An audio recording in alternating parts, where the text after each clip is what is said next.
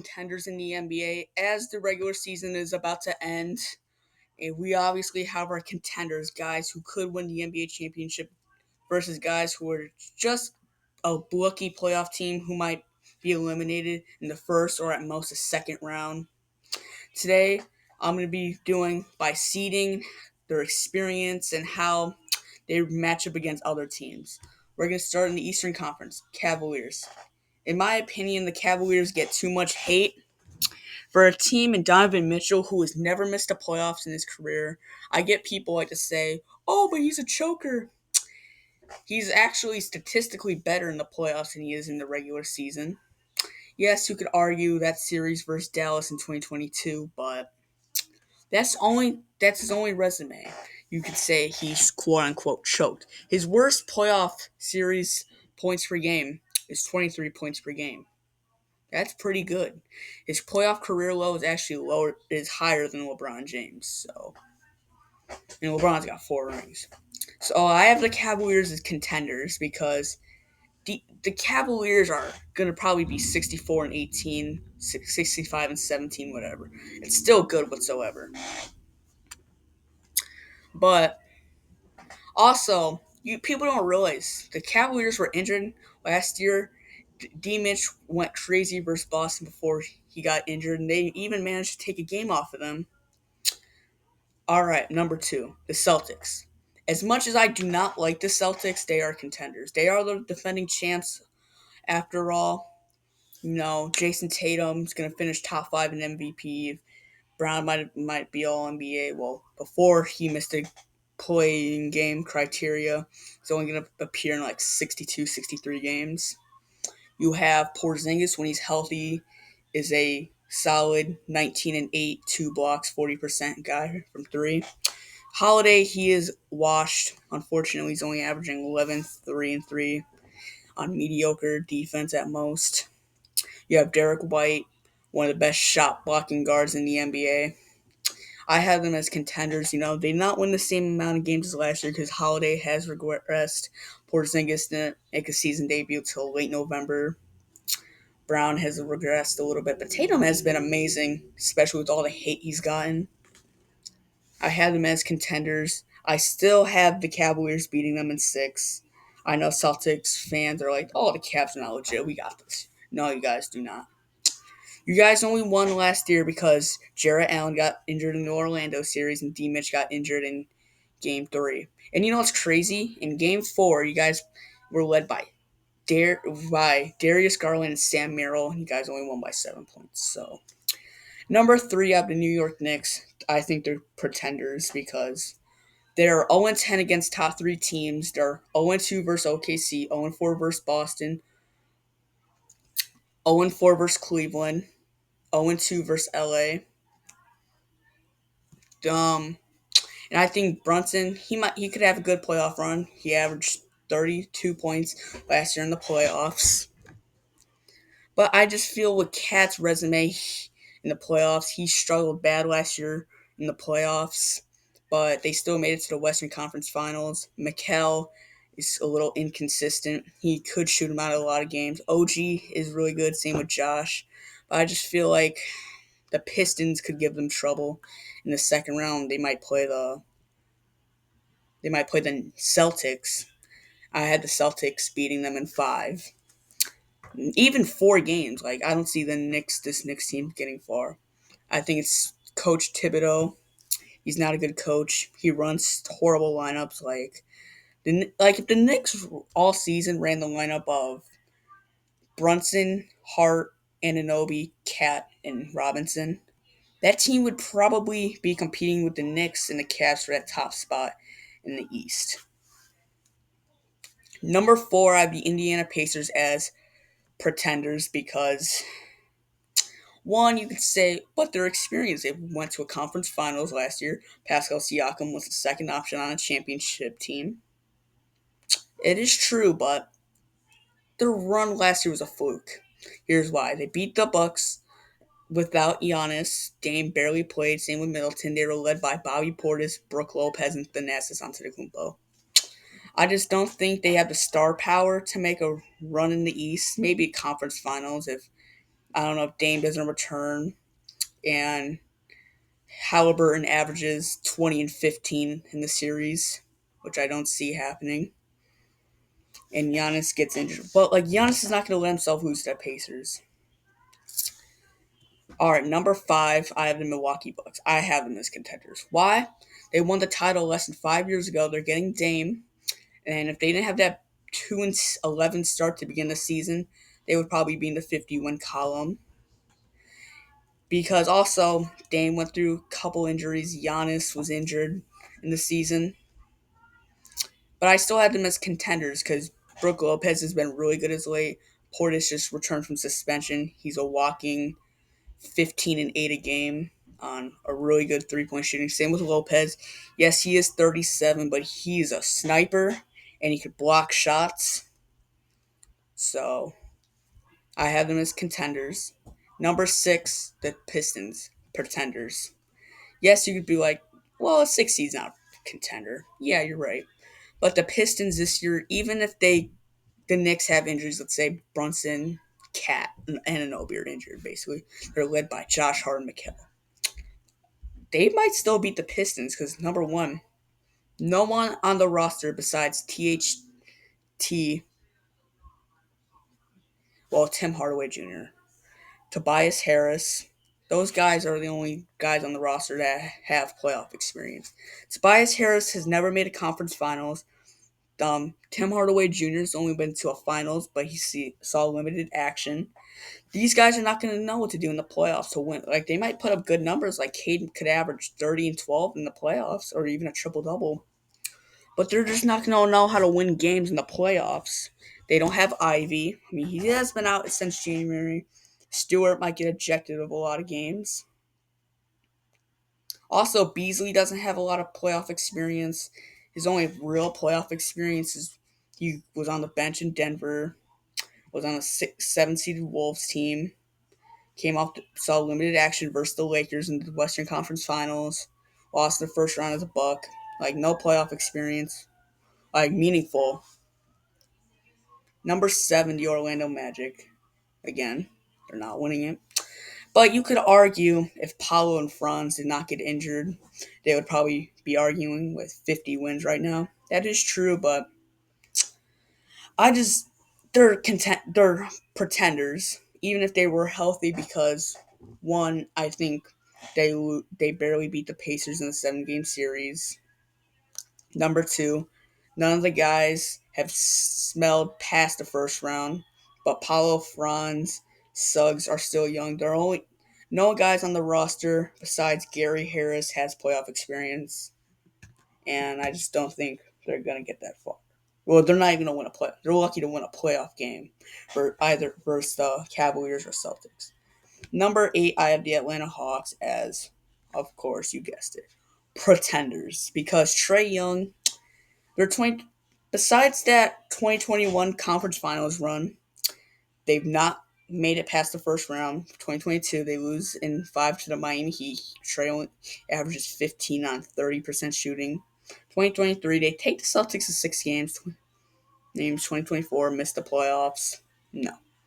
Especially if this core, maybe if they get a guy like, I don't know, just a guy that could like fit with Trae, maybe like an all-star. Number 9, the Bulls, of course. They're pretenders. No guys on the roster has meaningful playoff experience. Vucevic, the only playoff series he's ever won was when he was a rookie on the 76ers when they upset the Bulls because Derrick Rose and Joakim Noah was injured. And they still got took in 6 games. So, number 10, the Miami Heat. Pretenders. You could argue contenders, but since they've traded Jimmy Butler, they went on an 11-game losing streak.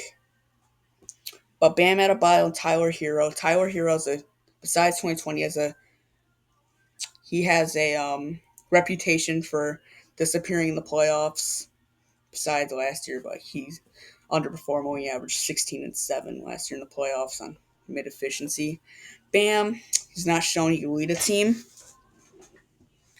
Wiggins as a third option, no. And I get like you'd be like, but he was a third option on the 22 because they had Stephen Curry, Clay, Dre, all-time players. All right, time for the Western Conference. Oklahoma City Thunder, as much as it hurts me to say, they're contenders. Because 67-15 or 68-14 is no joke. Only they're a top 10 regular season team of all time. They're led by Shea, who I don't think is the MVP, even though. Because like Isaiah Joe last night hit 10 threes. Jalen Williams, Asian Duke, he's had 3 triple doubles in the last month. Jalen Williams, the other one was an all star. Chet Holmgren, and iHeart defensive monsters.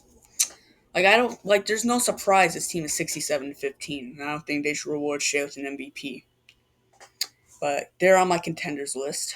Number 2, the Houston Rockets. I think they're pretenders because one, they lack star power. Like Shingun is good, but he's not proved he could be a number 1 on a contending team yet, unless he has a good playoff run.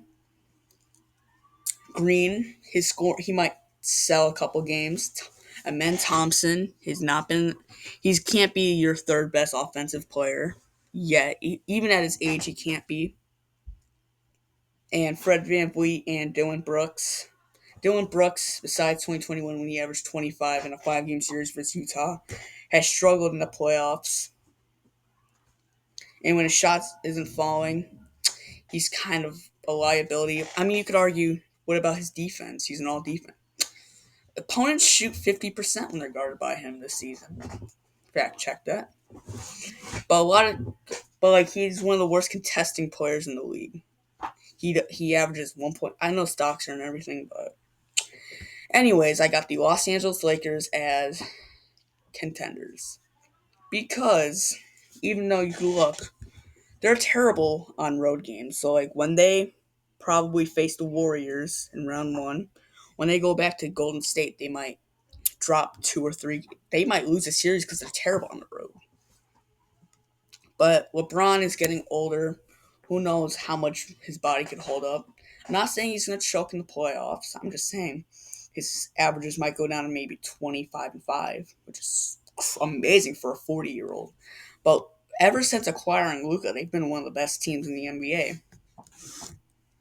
But I have them as contenders because LeBron has proven, obviously, he has 4 championships. Luka dragged the Mavericks to the finals last year. So, all right, next we have the Nuggets. They won the title just 2 years ago. But they have the best player in the world in Nikola Jokic. They've won 2 straight, even though they're 2-0 since firing Mike Malone. But they have Nikola Jokic, who's averaging a triple double. He's the best player in the world. Jamal Murray's been great as of late. In February, dropped 55 on the Blazers. Aaron Gordon has been good. MPJ had like 2 straight 40 bombs. He's shooting amazing. Christian Brown's averaging 15, 5, and 3 on 40% shooting. He's leading the NBA in true shooting, I believe. He's been filling the role KCP did ever since he left the Nuggets. But the problem they do lack is a bench ever since they let Jeff Green, Bruce Brown, KCP walk. They're going to have to rely on Dario Saric, DeAndre Jordan, Hunter Tyson, Jalen Pickett as their main bench guys this playoff run. Oh, and Russ. Number 5, I have the Clippers as contenders. Reason why? Because they've won 7 in a row. And they were only on a bad start because Kawhi didn't make his season debut until January. But ever since Kawhi's came back, he's averaging 21. He's averaged like 25 post All-Star. Clippers might win 50 games, no matter how tomorrow goes. But even if they lose tomorrow, they might be in the play-in. At worst, they'll be a 7 seed, best 4 seed. Okay, so I have number 6. I have the Warriors as contenders because to begin the season they started 12-3. they went on a horrible run where they fell below 500. But then at this trade deadline, they got Jimmy Butler from the Miami Heat, and ever since then they're like 21-5. Um, and Draymond is looking like he might take home Defensive Player of the Year, and Steph Curry, since All Star, is averaging like 30 points per game. Yeah, I love making videos for you guys. Um, so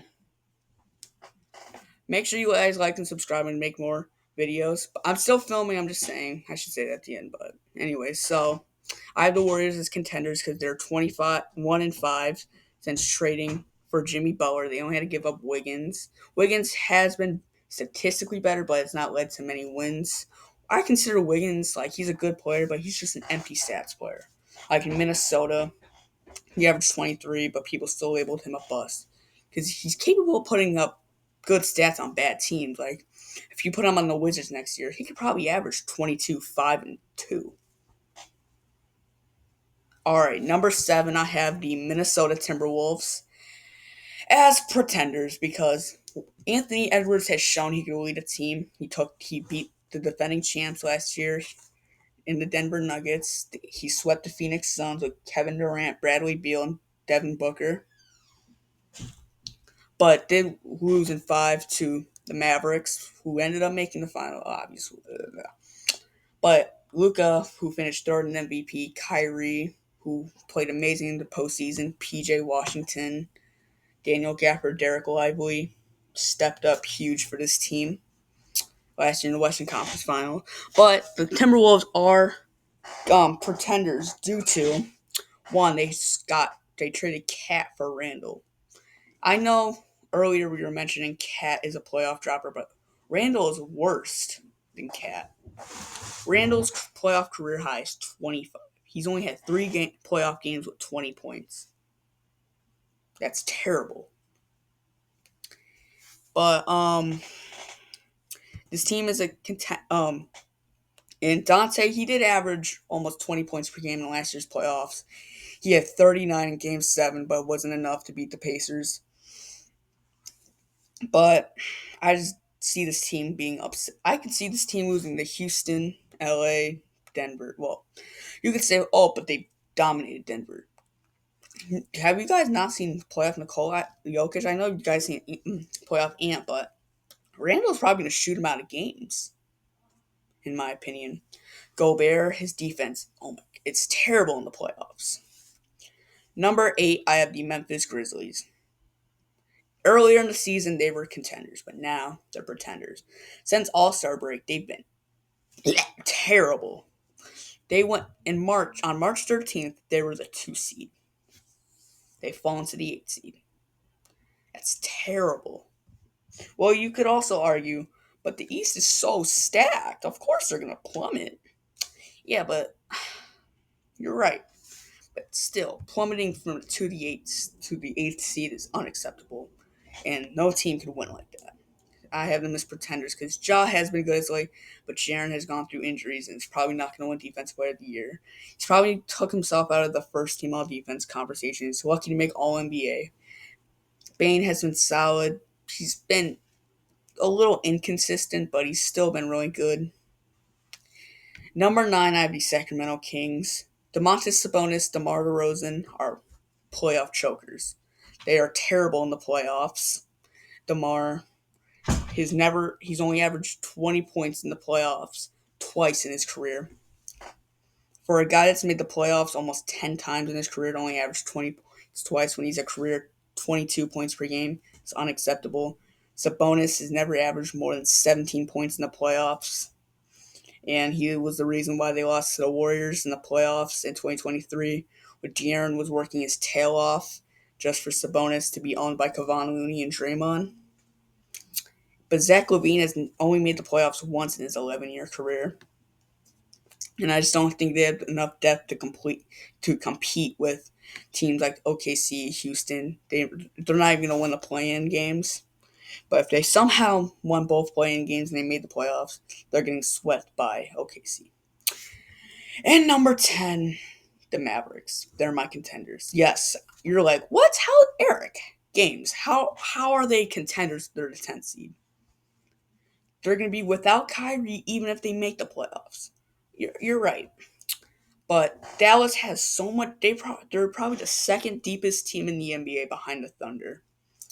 Their lineup is Spencer Dinwiddie, Max Christie, Najee Marshall, P.J. Washington, Daniel Gafford. They have no wait. Oh crap! I forgot about AD. I'm sorry, guys. Let me redo that. They have Spencer Dinwiddie, Max Christie, P.J. Washington, Anthony Davis, Daniel Gafford. They have Derek Lively, Klay Thompson, Caleb Martin coming off the bench. And if Anthony Davis turns it like plays anything like how he did in the bubble, they could upset the Oklahoma City Thunder.